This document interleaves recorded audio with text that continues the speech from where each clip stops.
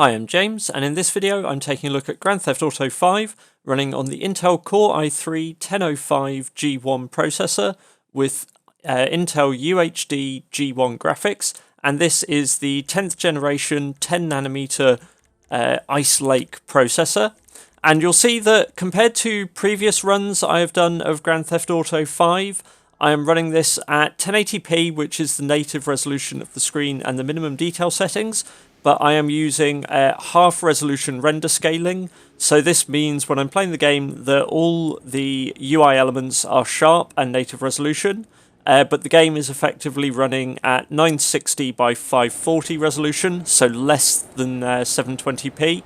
We could run it at 2/3, which would give us the equivalent of 720p, but I found for this game that starts bringing things under 30 frames per second, and therefore that running it at this just gave a more playable experience. And going through the final part of the benchmark, we averaged about 34 frames per second for this run.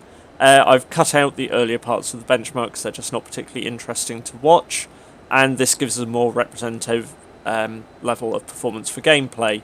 What we do see as we go into the street scene is that frame rates do drop into the 20s, so actually this flight section at a higher level with less happening on the ground gives perhaps a slightly generous sort of view of the performance, and now as we come to the street and a bit more action, that drops into the mid to low 20s, some of it's high 20s, it's quite variable.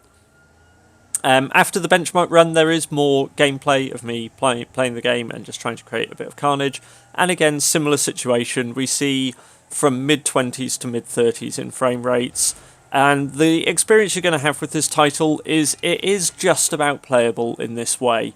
I'm not going to say you are going to find the action sequences particularly easy in places. As things get more intense, you might suffer some frustrating failures and deaths just because you do find the game isn't as responsive as you might like, and frame rates do dip at points. And certainly for online competitive play, it's not going to be a great experience. Going into sort of the gameplay footage, we can see we've gone to the small Steam indicator in the top left corner, but you should just about be able to see frame rates, and they typically hold around 30 frames per second, but we do see some dips from that. I've included a few minutes of gameplay footage, so of course you can watch sort of as far through as this. I did think it was perhaps a little worse in the night scenes, with perhaps the more complex lighting, and things were a bit more playable in the daylight, but that could just have been my impression of it. So now we go to sort of daylight scenes, and now we can see sort of mid-30s down to sort of low 30s. But there is some slowdown, some choppiness at times, so while you can play the game on this system, it's not going to be a perfect experience, you know, certainly below the experience of what you would see from even probably the earlier console generations. I hope you found this video useful.